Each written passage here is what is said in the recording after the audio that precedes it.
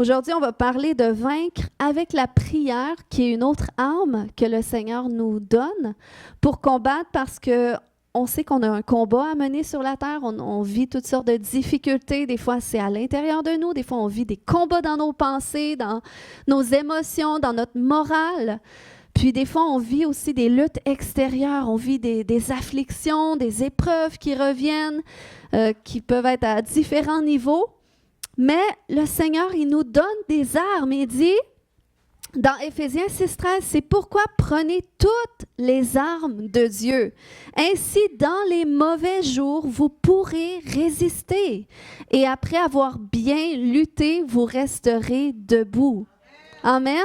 Donc, le Seigneur, il nous donne des armes pour qu'on apprenne à mener le bon combat de notre foi, qu'on apprenne à lutter dans les différentes épreuves qu'on peut vivre pour que finalement on reste debout. Donc, on tienne ferme dans la foi et avec les armes qu'il nous donne. Juste avant d'aller plus loin, je vais faire un mot de prière. Vraiment, je veux que le Seigneur souffle sur ce message. Donc, Seigneur, je m'attends à toi aujourd'hui. Je te remercie parce que tu es déjà ici. Puis, tu veux pas seulement qu'un message soit partagé, mais tu veux te faire chair au travers de ce message parce que Jésus, tu es la parole faite chair. Donc, viens confirmer aujourd'hui qu'est-ce qui va être prêché par les miracles qui vont l'accompagner et viens glorifier ton nom en tout point. Amen. Donc, la dernière fois, on a vu 3 armes de base qu'on peut utiliser. On a vu, par exemple, le nom de Jésus, qui est une arme qu'on peut utiliser dans la prière, qu'on peut dire au nom de Jésus, je refuse cette situation, je refuse ce diagnostic médical, je le renverse au nom de Jésus. C'est une autorité que le Seigneur nous donne en son nom parce que la Bible va dire que son nom est au-dessus de tout nom qui peut être nommé dans les cieux, sur la terre, sous la terre. Donc, le nom de Jésus est connu dans le monde spirituel. Alors, on peut utiliser son nom. Il a dit, tous ceux qui croiront en mon nom, ils chasseront les démons. Ils imposeront les mains aux malades, les malades seront guéris. Donc, on peut prier en son nom. Ensuite, on a vu le sang de Jésus, parce qu'Apocalypse 12:11 va nous dire qu'ils l'ont vécu, que nous, on l'a vécu à cause du sang de l'agneau. Donc, le sang de Jésus, c'est ce qui nous a lavé de nos péchés. C'est ce qui nous purifie, c'est ce qui nous protège. Parce que c'est à cause de son sang que finalement, on est purifié malgré nos péchés. Dès qu'on se repent à Dieu pour un péché, qu'on s'en détourne, le Seigneur, par son sang, il vient les laver. Il vient nous laver, nous purifier. Mais les esprits démoniaques, la Bible va dire que c'est des esprits impurs. Donc, s'ils sont impurs, c'est qu'ils ne peuvent pas se tenir en présence de ce qui est pur, qui vient de Dieu. Donc, c'est pour ça qu'on peut l'utiliser comme protection. Ensuite, la déclaration de la parole de Dieu. Parce que la Bible renferme les lois de Dieu. Donc, de la même façon que notre monde est soumis à un système de lois, eh bien, le monde spirituel est soumis aussi à des lois qui proviennent de cette parole qu'on peut utiliser. Et c'est important de ne pas juste la lire, mais d'apprendre à la déclarer aussi, puis on va le voir un petit peu plus tard.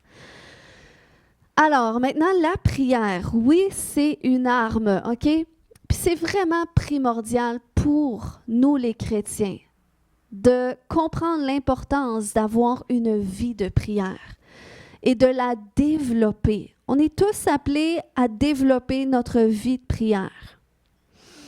Parce que c'est insensé de croire que le ciel va descendre sur la terre s'il n'y a pas nos voix qui montent au ciel. Donc, regardez Jésus, c'est dans l'évangile de Luc qu'on va lire que lorsqu'il était dans les eaux du baptême, alors qu'il priait, le ciel s'est ouvert. Et c'est là que la voix s'est faite entendre des cieux. Donc, même Jésus, qui était le Fils de Dieu, avait une vie de prière. Il se retirait pour prier. Malgré tout le travail ministériel qu'il avait à faire, il trouvait le temps de se retirer pour se recueillir et prier. Donc, nous, on doit comprendre que c'est important aussi qu'on ait une vie de prière, puis que quand que ce soit des tensions internes ou externes, lorsqu'elles augmentent, c'est un appel à augmenter nous aussi notre vie de prière. Parce que beaucoup de victoires debout seront le résultat de combats menés à genoux. Amen. Beaucoup de victoires debout seront le résultat de combats menés à genoux. Donc, c'est très important. La Bible va nous démontrer qu'il y a différentes sortes de prières. Même Éphésiens 6, 18 va dire « Faites en tout temps par l'Esprit toutes sortes de prières et de supplications. Veillez à cela avec une entière persévérance et priez pour tous les saints. » Et là, je fais une parenthèse. On ne prie pas les saints de l'Église catholique décédés. Non. Les saints, c'est nous. C'est nous qui sommes en Christ. Nous sommes sanctifiés. Nous sommes saints parce qu'il est saint. Donc, on prie les uns pour les autres. Puis, il dit faites en tout temps toutes sortes de prières. Donc, il existe toutes sortes de prières. Puis nous, on doit apprendre à naviguer au travers les différentes sortes de prières. Peut-être qu'on a appris une façon de prier, mais il en existe plein. Puis c'est à nous de les apprendre, de les découvrir, de les expérimenter. Puis plus qu'on prie, plus qu'on va trouver une facilité de prier. Des fois, il y en a qui disent « Mais moi, j'ai de la misère, je ne sais pas quoi dire. » C'est normal, on a tous passé par là. Mais c'est vraiment dans la pratique, puis ça prend de la discipline. Okay? C'est pour ça qu'il dit « Veillez à cela avec une entière persévérance. » Parce qu'il y a toutes sortes de distractions qui viennent pour pas qu'on prenne le temps de prier. Mais on doit se discipliner. Lorsque je lisais la prière que Jésus a fait mention à ses disciples, parce qu'ils leur ont demandé un jour, comment est-ce qu'on doit prier? Et là, Jésus leur a donné un exemple et j'ai trouvé qu'au travers cet exemple de prière, on retrouve différentes formes de prière que la Bible nous partage. Donc, on va la lire tout le monde ensemble. Peut-être qu'il y a beaucoup de gens qui la connaissent, mais c'est dans Matthieu 6, au verset 9 à 13, qui dit « Voici donc comment vous devez prier. Notre Père qui es aux cieux, que ton nom soit sanctifié, que ton règne vienne, que ta volonté soit faite sur la terre comme au ciel. Donne-nous aujourd'hui notre pain quotidien. Pardonne-nous nos offenses comme nous aussi nous pardonnons à ceux qui nous ont offensés. Ne nous induis pas en tentation, mais délivre-nous du malin, car c'est à toi qu'appartiennent dans tous les siècles le règne, la puissance et la gloire. Amen. Donc, il y en a qui disent, j'ai plus besoin de prier, j'ai fait ma prière d'aujourd'hui. Non, non, non.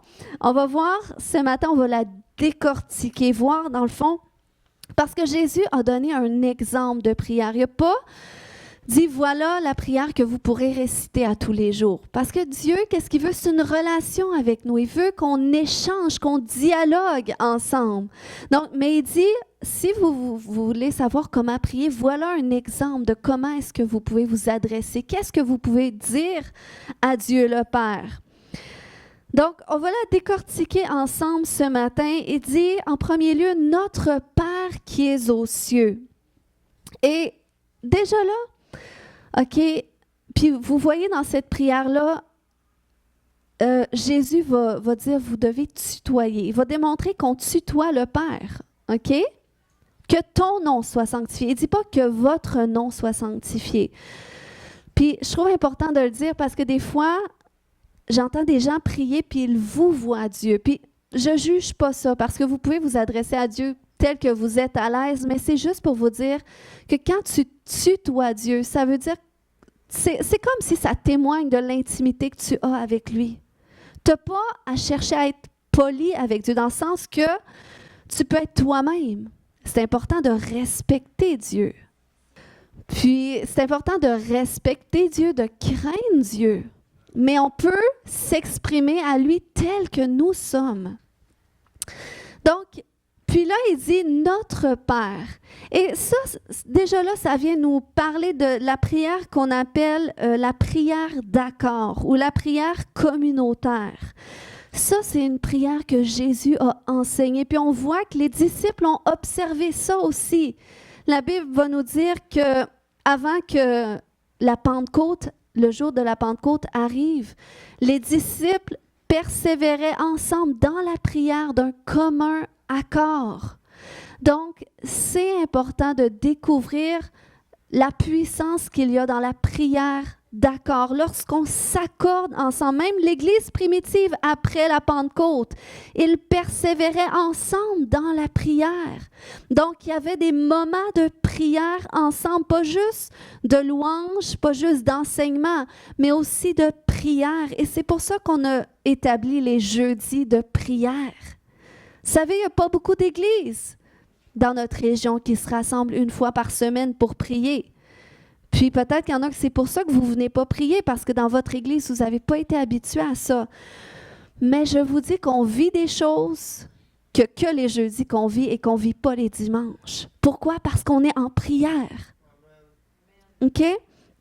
Puis Jésus a dit dans Matthieu 18, 19, « Je vous dis encore que si 2 d'entre vous s'accordent sur la terre pour demander une chose quelconque, elle leur sera accordée par mon Père qui est dans les cieux. » Donc, voilà ce qu'est la prière d'accord. Ensuite, il va dire que ton nom soit sanctifié. Et ça, ça nous parle de la prière d'adoration.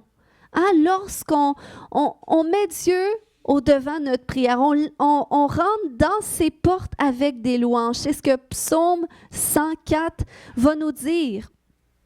Donc, la prière d'adoration, ça ressemble à la prière d'action de grâce, sauf que l'adoration se concentre sur qu'est-ce que Dieu est, puis l'action de grâce se concentre sur qu'est-ce que Dieu fait ou qu'est-ce qu'il a fait.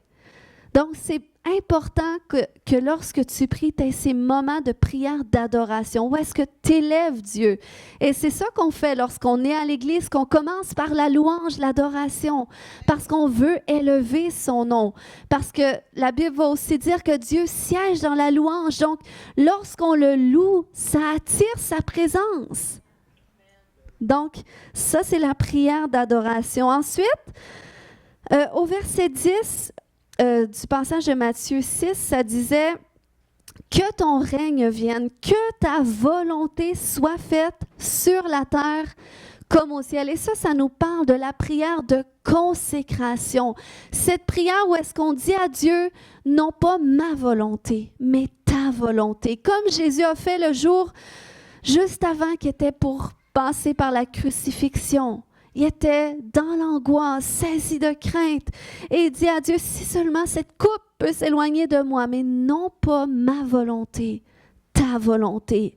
Donc, lorsqu'on fait ce type de prière-là, où est-ce qu'on est peut-être au bout de nous-mêmes, ou on est peut-être au bout d'une situation, mais on réalise qu'on n'est rien et qu'il est tout. Seigneur, fais qu'est-ce que toi tu veux.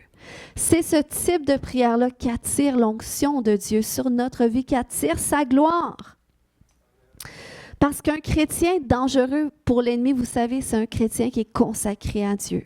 Un chrétien qui marche dans la volonté de Dieu. Un chrétien qui cherche Dieu. C'est ça un chrétien dangereux. C'est pas un chrétien juste qui va à l'église le dimanche, mais qui est consacré à Dieu. Ensuite, ça veut dire, donne-nous aujourd'hui notre pain quotidien. Et ça, on peut rentrer dans le type de prière de requête, OK, ou de supplication, qui est en fait le type de prière où est-ce qu'on présente à Dieu nos besoins. C'est pour ça qu'il dit, donne-nous aujourd'hui notre pain quotidien. Donc, tu peux demander à Dieu tes besoins. Quels sont tes besoins? C'est important que tu aies ces endroits de prière où est-ce que tu partages ton cœur à Dieu, où est-ce que tu parles à Dieu de qu'est-ce que tu vis et tu lui partages tes besoins. Parce que même Philippiens 4,6 va nous dire, ne vous inquiétez de rien, mais en toute chose, faites connaître vos besoins à Dieu par des prières et des supplications. Donc peut-être tu dis, oui, mais Dieu, il voit qu'est-ce que je vis, pourquoi j'aurais besoin de lui dire? Oui, mais regarde, il dit déjà un indice, que si tu ne partages pas tes besoins à Dieu, tu risques de vivre dans l'inquiétude. Tu risques déjà de vivre des combats dans tes pensées, dans tes émotions. Mais si tu commences plutôt à partager tes besoins à Dieu, qu'est-ce que tu vis à Dieu, eh bien, c'est comme si que le fardeau que tu portes est en train de lui donner. Et c'est ça qu'il veut qu'on apprenne à faire. Il veut qu'on se décharge sur lui de tous nos fardeaux et qu'on prenne sur nous son joug qui est doux et léger. Qui veut avancer léger? Amen. Donc, dans ce passage de Philippiens 4:6, ça nous dit des prières et des supplications. Et le mot supplication, dans le grec, a aussi un sens de pétition ou d'expression du besoin personnel, de dévotion et aussi de confiance.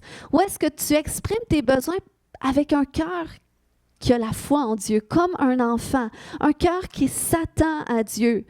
Puis le terme supplication dans le sens de pétition, ça nous rapporte à cette histoire de la veuve qui allait vers le juge inique dans la parole de Dieu pour un besoin, pour que le juge lui fasse justice. Et dans la Bible, ça va nous dire que c'était un juge inique, c'était un juge qui prenait égard pour personne. Mais parce que cette veuve n'arrêtait pas d'aller vers lui avec acharnement. À un moment donné, il s'est juste tanné, il a dit, pour que cette veuve arrête de m'importuner, voilà, je vais l'exaucer. Mais c'était une image pour nous montrer que des fois, il y a certains besoins qu'on doit constamment ramener vers Dieu jusqu'à ce qu'il y ait un débloqué. Et ça arrive, par exemple, quand tu ressens un fardeau pour le changement d'une situation. Si tu ressens un fardeau qui revient tout le temps, eh bien, amène ça en prière jusqu'à temps que ce fardeau-là te lâche. Ou peut-être c'est pour le salut d'une personne. Il y a tout le temps une personne qui revient dans tes pensées. Tu espères tellement que Dieu agisse, puis c'est comme un fardeau. Eh bien, il faut que tu amènes ça devant Dieu. OK? Il faut que tu supplies jusqu'à ce qu'il y ait un changement. Puis regardez qu'est-ce que ça va dire dans cette histoire que je viens de partager juste à la fin de Luc 18, à partir du verset 7 et 8. Ça veut dire, Dieu ne fera-t-il pas justice à ses élus qui crient à lui jour et nuit? Et ne tardera-t-il pas à leur égard? Je vous le dis, il leur fera promptement justice. Donc, lorsque tu fais ça, lorsque tu supplies Dieu, lorsque tu t'attends à lui, que tu espères en lui, eh bien, il va le faire. C'est ce qu'il dit dans sa parole. Puis regardez, il termine en disant, quand le Fils de l'homme viendra, trouvera-t-il la foi sur la terre? Ça veut dire que lorsqu'on manque d'espérer en Dieu, lorsqu'on manque de s'attendre à lui, de retourner vers lui pour le changement d'une situation, ça veut dire qu'on n'est peut-être pas dans la foi. À moins que tu es déjà dans la foi, tu sais que c'est déjà en chemin. Mais si tu es dans le découragement, que tu vis dans les ténèbres, puis que tu es négatif, puis tout ça, eh bien, c'est sûrement parce que tu as besoin d'aller dans ta chambre de prière. Tu as besoin d'amener ça vers Dieu jusqu'à ce que sa joie te soit communiquée. Et sa paix, jusqu'à ce que tu trouves la paix en lui. Moi, quand Dieu m'a appris à faire ce type de prière-là, souvent, de quelle façon ça s'exprimait, c'est que je ressentais tout à coup comme une lourdeur sur moi. C'était comme, c'est un fardeau, je me sens pas bien, je sais pas pourquoi. Puis, je pouvais penser que c'était moi qui se sentais pas bien, mais j'avais aucune raison. Fait que j'ai appris à amener ça, OK, c'est peut-être le Seigneur qui m'appelle à prier pour quelque chose que je ne sais pas encore. Puis souvent, je commençais à prier et là, oups, la pensée de la raison pourquoi parfois ça venait. Des fois, non, il fallait seulement que je prie en langue. Puis, en prière en langue, tout d'un coup, le fardeau est parti. Donc, c'est comme ça que le Seigneur a commencé à attirer mon attention sur, lorsqu'il m'appelle justement à amener des fardeaux en prière. Puis pourquoi je le partage, c'est que je suis certaine qu'il y a des gens, des fois, dans votre quotidien, vous sentez une lourdeur. Vous n'êtes pas bien à l'intérieur de vous, mais ce n'est pas vous, puis ce n'est pas non plus démoniaque, c'est seulement le Seigneur qui vous appelle dans la prière. Je n'ai pas beaucoup d'amen, mais ce n'est pas grave. Ensuite, dans cette même catégorie où est-ce que tu demandes à Dieu ton pain quotidien, tu peux aussi prier pour les besoins de ton prochain. Et là, on rentre dans la prière d'intercession. La prophète Jane Hamon, elle définit l'intercession comme étant de demeurer dans le chemin de quelque chose, OK? Entre une personne et sa difficulté jusqu'à ce que ça parte. Donc, si par exemple, est-ce qu'il y a 2 personnes qui peuvent venir rapidement? Merci.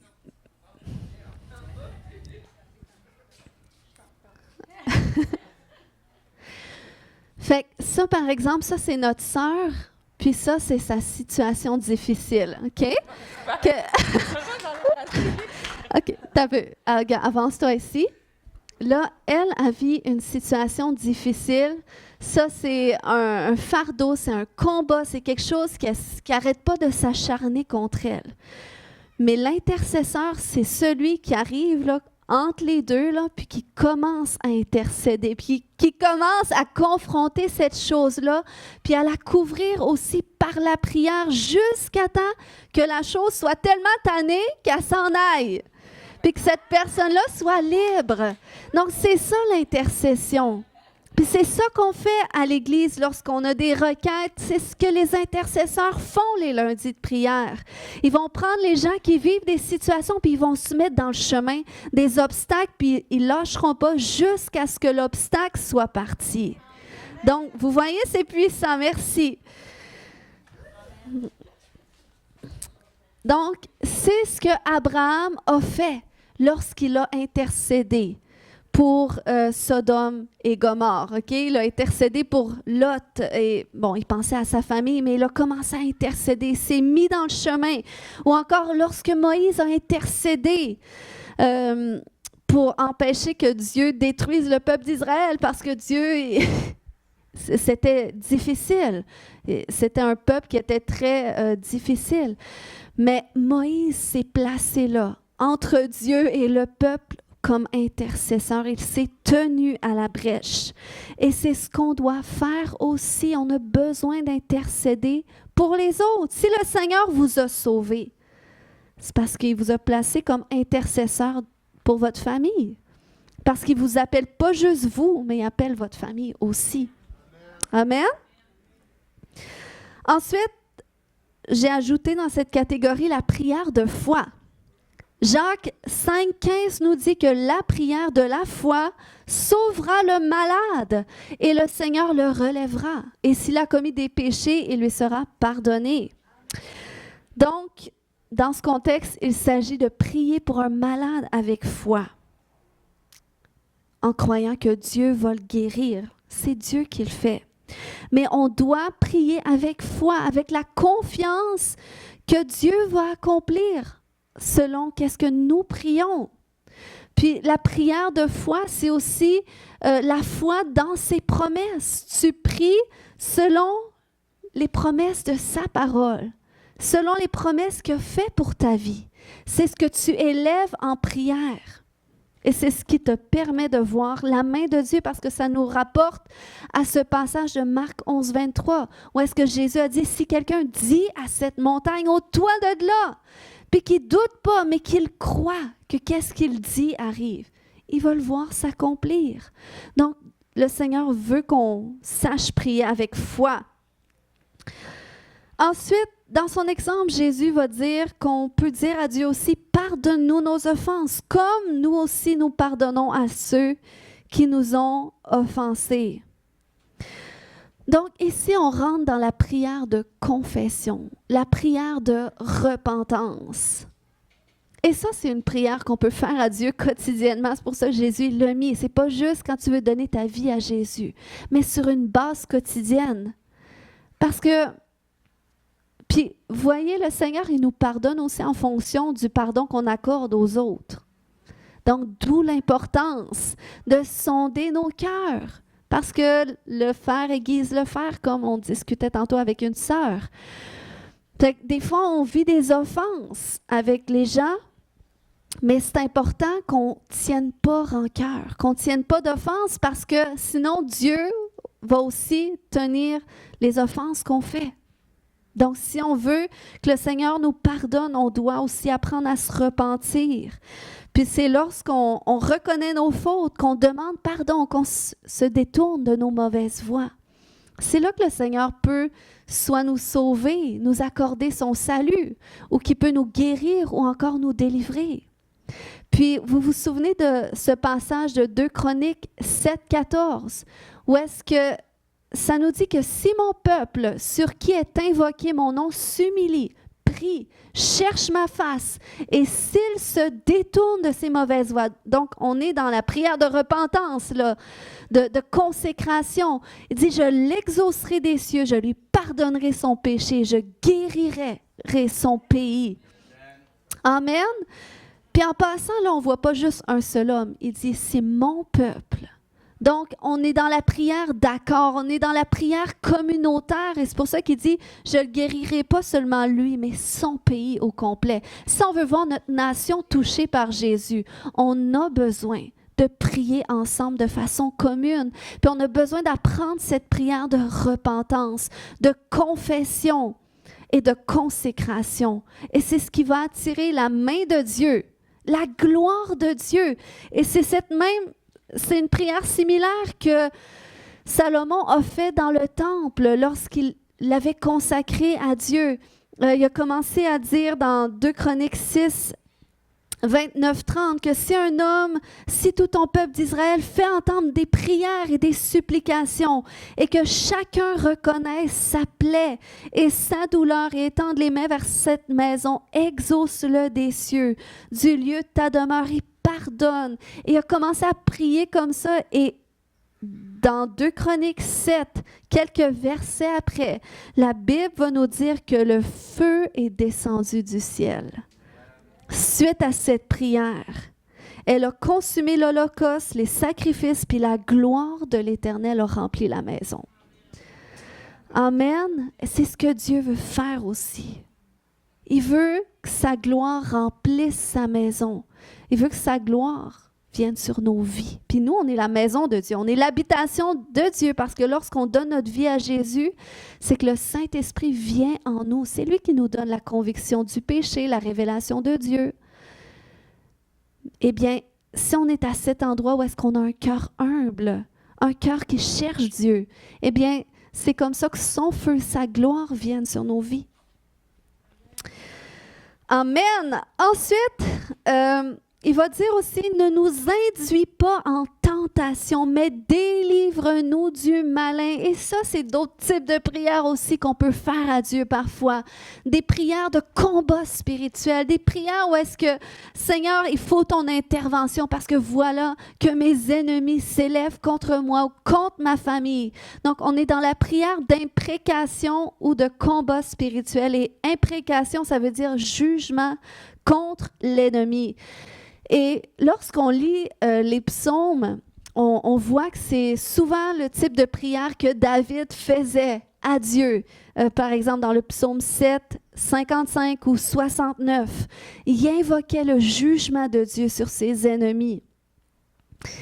Et je me souviens qu'au début de ma vie chrétienne, j'étais comme mal à l'aise avec ces prières-là parce que là, je savais que Jésus disait de bénir nos ennemis, tout ça, mais là, on voit des psaumes où est-ce qu'on invoque le jugement de Dieu sur nos ennemis. Eh bien, il faut que tu comprennes que quand tu fais des prières comme ça, tu t'adresses à tes ennemis spirituels. Parce que le combat n'est pas contre la chair et le sang, mais les esprits démoniaques derrière. Donc, oui, tu dois aimer tes ennemis, tu dois les bénir, tu dois prier pour eux, tu dois les pardonner. Mais tu peux t'attaquer aux esprits derrière, par exemple. Donc, tu peux, puis d'utiliser ces passages-là que j'ai dit, psaume 7, 55, 69. Des fois, durant des combats spirituels, je ne savais plus quoi prier. Des fois, juste dire les prières de David, invoquer Dieu avec ces prières-là devant mes ennemis. Puis j'ai vu la main de Dieu. Donc, on doit prendre ce type de prière-là, puis c'est là qu'entrent aussi les prières de délivrance. Lorsque vous venez avec nous en délivrance, on va vous faire des prières comme ça pour prendre autorité contre l'ennemi. Parce qu'il faut que vous-même, vous lui disiez que vous ne voulez pas être sa demeure, que vous brisez vos accords avec lui. Donc, c'est là qu'on fait ce type de prière-là et c'est comme ça que le jugement de Dieu vient aussi avec notre accord. Ensuite, j'ai rentré dans cette catégorie, la prière en langue, mais la prière en langue, c'est un don que Dieu nous donne, la prière en langue. Puis, ce type de prière-là, tu peux la faire n'importe quand. Quand tu adores Dieu, tu peux adorer en langue. Quand tu supplies Dieu, tu peux supplier en langue. Quand tu combats spirituellement, tu peux le faire en langue aussi. Pourquoi? Parce que c'est l'Esprit de Dieu qui sait parfaitement quoi prier lorsque tu le fais ainsi. Donc, quand tu ne sais pas quoi prier, tu pries en d'autres langues. Et c'est par la foi que tu pries comme ça, parce que toi, tu ne sais pas ce que tu dis, mais Dieu le sait. Puis c'est Dieu qui décide si, par exemple, tu pries en public, en langue, puis il veut faire comprendre quelqu'un qu'est-ce que tu dis. Puis moi, c'est arrivé souvent, des gens qui sont venus la première fois à l'église, mais ils ont entendu quelqu'un prier en langue, ils ont eu l'impression d'entendre des vrais mots. Vous voyez, ça, c'est pour ça que la Bible dit de ne pas éteindre l'esprit. Des fois, on dit, mais vu que Paul a dit de ne pas prier en langue, je ne veux pas prier en langue. Non, c'était un autre contexte dans la Bible dans lequel on ne rentrera pas ce matin. Mais tu peux t'adresser à Dieu comme tu veux le faire. Si tu veux le faire dans la langue de ton pays, si tu veux le faire en français, en anglais ou dans ton langage céleste, tu peux le faire. Puis, qu'est-ce que je trouve intéressant?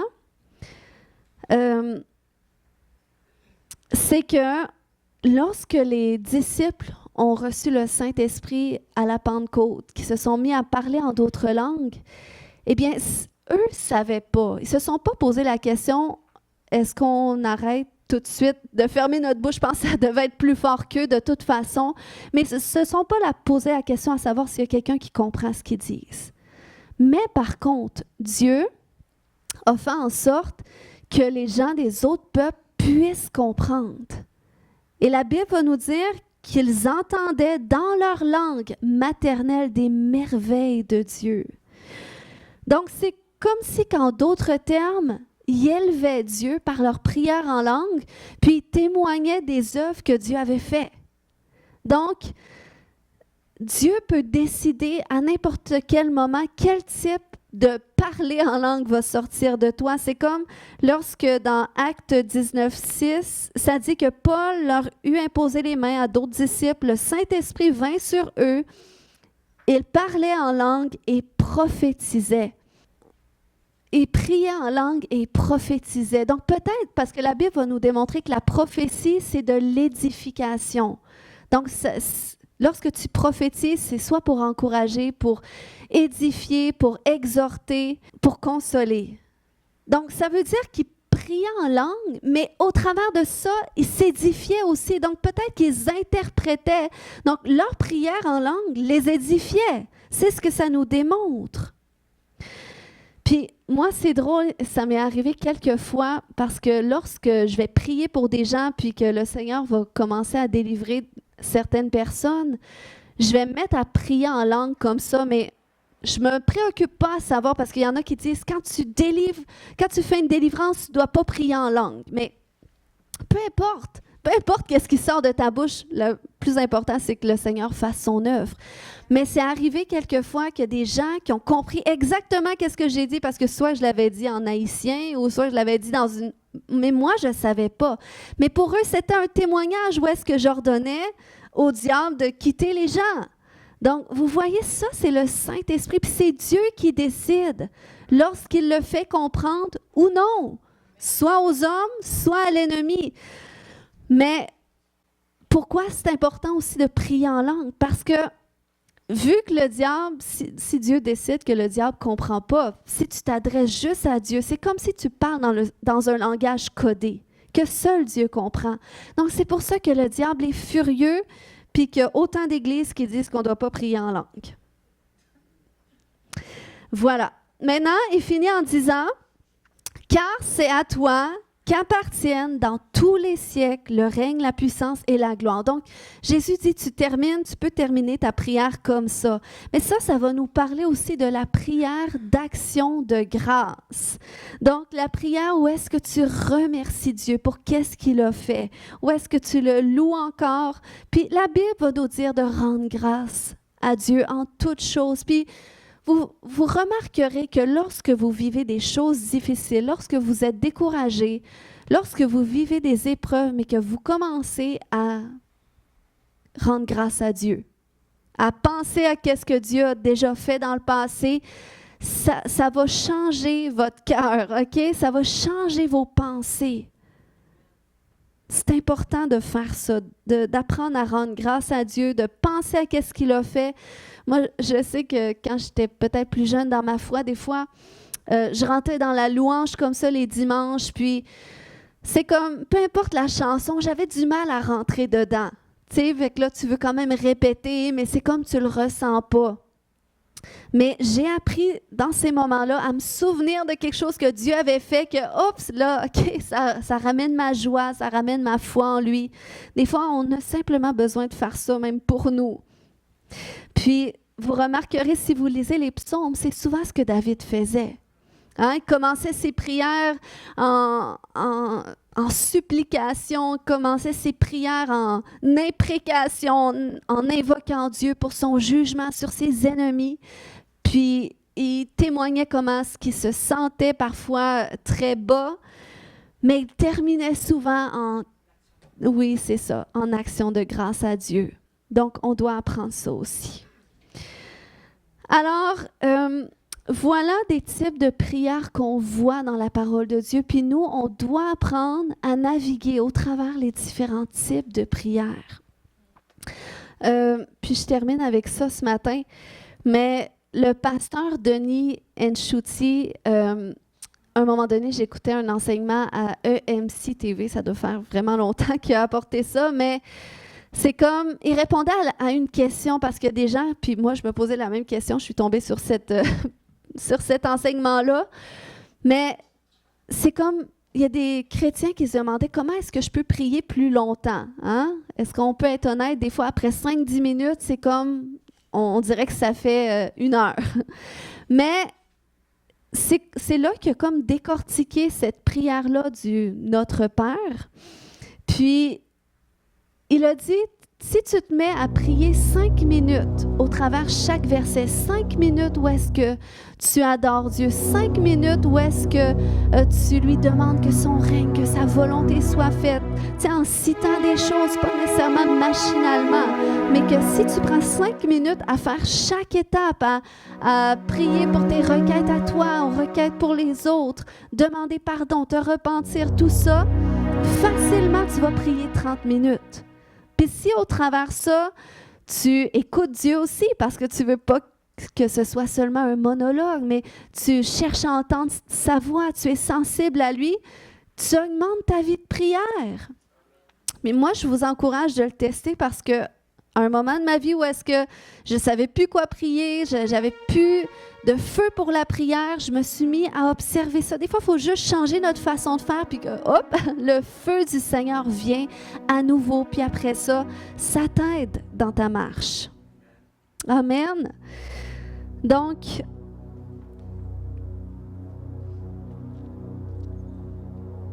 lorsque tu pries, lorsque tu prends du temps de prière avec Dieu, c'est jamais du temps perdu. Ça prend du temps, comme toutes choses prennent du temps. Juste scroller sur les réseaux sociaux, ça prend plus de temps que prier, on dirait, hein? Mais Dieu a dit, quand tu pries, puis que tu entres dans ta chambre, que tu fermes ta porte et que tu pries ton Père qui est là dans le lieu secret, ton Père qui le voit dans le secret, eh bien, il va te le rendre. Donc, c'est pour ça que je dis, c'est jamais du temps perdu. C'est pas une perte, c'est un investissement. Parce qu'il va te le rendre.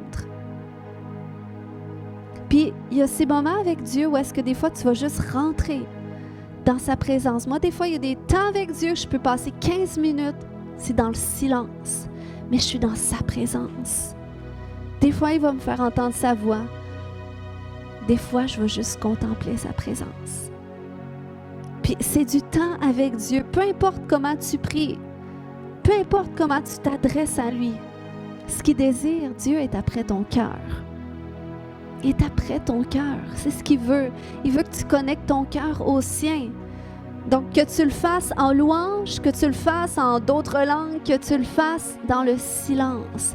Dieu voit ton cœur. Puis ça lui plaît. Il dit que lui qui voit dans le secret, il va te le rendre. Il va te le rendre. Donc, il va te récompenser. Ça veut dire aussi, dans le grec, qu'il va te rendre avec profit. Imagine si Dieu avait calculé tout le temps que tu as pris avec lui, en priant avec lui, qu'il l'a calculé parce qu'il veut être sûr de te le rendre exactement comme il te le doit. Est-ce que ça te motiverait plus à prendre du temps avec lui? Tu sais, je pensais ce matin, je me disais, tu sais, si nos jeudis de prière, les 12 apôtres étaient là, est-ce que vous seriez plus là? Ou si Jésus était là, est-ce que vous prendriez la peine d'être là? Si Jésus était là en chair. Puis là, je me disais sûrement que tout le monde serait là. Mais tu sais, en même temps, je me disais, n'est-ce pas hypocrite? Tu sais, est-ce qu'on le fait pour Dieu ou est-ce qu'on le fait pour les gens qui sont là? Dieu a dit, heureux ceux qui vont croire en lui alors qu'ils ne l'ont pas vu. Okay? Comme Thomas qui avait besoin de voir, qui avait besoin de toucher. Mais nous, on n'a pas vu Dieu en chair, on n'a pas vu Jésus en chair, mais c'est par la foi qu'on croit en lui. Puis on est heureux de ça. On a une bénédiction plus grande pour ça. Eh bien, il faut réaliser que lorsqu'on est réunis ensemble, il est là. Lorsqu'on est les jeudis de prière, même si on est 4 personnes, il est là. Puis il veut se manifester. Puis on serait surpris de connaître toutes les percées qui sont venues suite à des prières d'accord comme ça. Mais on n'a pas besoin de le savoir pour nécessairement. C'est bon de le savoir quand ça arrive concrètement. Mais sinon, c'est par la foi qu'on le fait. Amen. Donc, j'espère que ça vous encourage aujourd'hui, puis que ça va vous motiver à augmenter votre vie de prière. On va se lever tout le monde ensemble.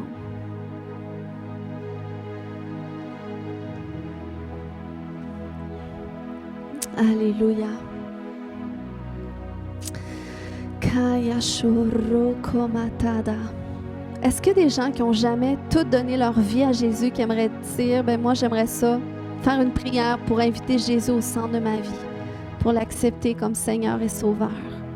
S'il y a des gens qui n'ont jamais fait cette prière, vous pouvez rester où est-ce que vous êtes, mais on va prier quand même ensemble. Vous pouvez seulement lever la main. C'est bon, je vois cette main. Est-ce qu'il y a d'autres gens qui disent, ben moi j'aimerais ça donner toute ma vie à Jésus, l'inviter dans mon cœur. Fait que là où est-ce que tu es, puis les autres, on peut répéter tout le monde ensemble, on peut dire, Seigneur Jésus, je viens à toi tel que je suis. Je te demande pardon pour tous mes péchés. Lave-moi, purifie-moi, viens au centre de ma vie. Fais-moi naître de nouveau. Tu es mon Seigneur et mon Sauveur. Amen. Alléluia. Amen. À cet instant, parce que j'ai à cœur que le Seigneur vienne embraser nos cœurs pour la prière. Parce que si je suis capable d'enseigner là-dessus aujourd'hui, si je suis quelqu'un, je suis une femme de prière, puis je le dis vraiment avec humilité parce que je sais qu'il y a toujours place à plus. Mais c'est parce que c'est par la grâce de Dieu, c'est pas de moi. Puis je veux encore plus, je veux plus de sa grâce pour le faire, plus de feu pour la prière. Puis je crois que le Seigneur veut le faire pour vous aujourd'hui. Mais pour que le Seigneur réponde par le feu, s'il y a des endroits de votre vie où est-ce que vous devez abandonner, où est-ce que vous devez dire, Seigneur, je me repens pour telle chose spécifique, ou Seigneur, non plus ma volonté, mais ta volonté. Je veux vraiment te laisser toute la place. Je veux vraiment que toi, tu prennes les rênes, que tu conduises les choses comme tu l'as prévu. J'aimerais qu'on prenne quelques minutes pour faire des prières comme ça personnelles à Dieu, pour que le Seigneur dispose nos cœurs, pour que son feu vienne aujourd'hui. Alléluia. Oh Seigneur, oui. Viens Saint-Esprit convaincre nos cœurs de péché. Viens convaincre nos cœurs du mal. Viens convaincre nos cœurs des endroits où est-ce qu'on a priorisé notre volonté plutôt que la tienne. Kaya shoreke matada. Kaya shokotodo mate. Viens Saint-Esprit susciter la repentance dans les cœurs aujourd'hui. Viens susciter la consécration. Remakataya shokomatede. Rekataya shotomatada yashonte, oui Seigneur. Kaya shotomate, entends nos prières, entends nos cœurs ce matin, entends nos gémissements, entends nos soupirs. Seigneur, fais sortir des paroles de ta bouche ce matin. Prie ton Dieu, prie ton Dieu, prie ton Dieu dans ces endroits où est-ce que tu veux dire, Seigneur, je me repens. Seigneur, ma vie t'appartient. Seigneur, non plus ma volonté, mais ta volonté. Je veux faire qu'est-ce que toi tu veux. Je veux aller là où est-ce que toi tu es. Je veux parler selon qu'est-ce que toi tu dis. Kaya shokoto mate. Seigneur, lave-nous. Nettoie-nous. Et Seigneur, je prie ce matin qu'alors que nos cœurs sont repentants, qu'alors que nos cœurs se tournent vers toi, que ton feu vienne nous embraser. Que ton feu de purification, que ton feu vienne nous embraser. Est-ce que des gens ce matin qui peuvent commencer à dire à Dieu, donne-moi soif pour la prière, donne-moi soif de toi à un point d'augmenter ma vie de prière. Kaya shoroko mantada, koya shoto. Seigneur, augmente ma soif pour toi. Et Seigneur, déverse sur moi ton feu pour la prière. Embrase-moi. Embrase-moi pour que je devienne un homme et une femme de prière. Embrase-moi, Seigneur. Korekemaya shokoto. Oh, alors que le Seigneur commence à le faire. Oh, je déclare qu'il y a une foi qui vient. Une foi en Dieu, une espérance nouvelle qui te pousse à prier parce que tu vas savoir que tu ne pries pas dans le vide, mais tu pries et le Seigneur entend et il agit en fonction de tes prières. Korekemaya shokoto. Oh, qui est ce peuple qui s'attend à vivre des victoires debout, mais qui est prêt à mener des combats à genoux. Oh Seigneur, que ton feu d'intercession vienne nous embraser ce matin. Korekemaya shokoto. Kaya shoto, oui, embrase-nous, embrase-moi, embrase-moi. Qui peut le dire ce matin? Embrase-moi, oui Seigneur, ton feu. Oui Seigneur, c'est par ta grâce que je vais y arriver, non pas par mes propres forces. Oh Esprit de Dieu, suscite en nous les désirs de prier, les désirs d'intercéder. Koya shorekamata yashoto, koya shoto mate, kaya shorekemata, kaya shoto domante. Alléluia. Ce matin, je sais qu'il y a quelques personnes qui avaient des besoins de prière. Si vous voulez venir me voir tout à l'heure, vous pourrez, mais juste avant, on va mettre en pratique qu'est-ce qu'on a appris par rapport à l'intercession. Vous allez vous trouver un partenaire près de vous. Quelques minutes, chacun à tour de rôle, vous partagez une requête de prière, un besoin de prière. Et vous commencez à élever une prière d'intercession. Vous vous mettez en chemin de qu'est-ce que la personne vit pour intercéder pour sa situation. J'aimerais que vous vous accordiez, trouvez-vous un partenaire. Si vous n'êtes pas habitué de prier, trouvez-vous quelqu'un pour prier pour vous sinon. Alléluia. Alléluia. Kaya shoro komantaya shoto. Kaya shonto domantede. Merci Jésus. Merci Jésus. Kaya shoro komantaya.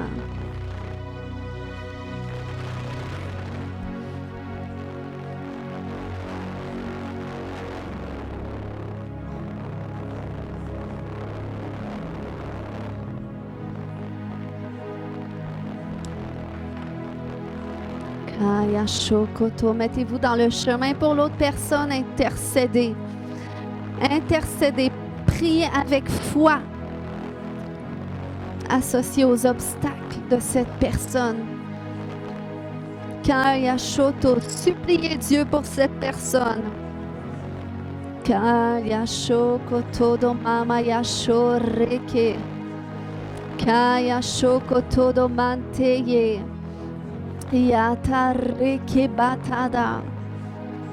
Oh Jésus. Oh Jésus. Alléluia. Kaya shoto, intercède, intercède, intercède ce matin. Mets-toi, positionne-toi en chemin.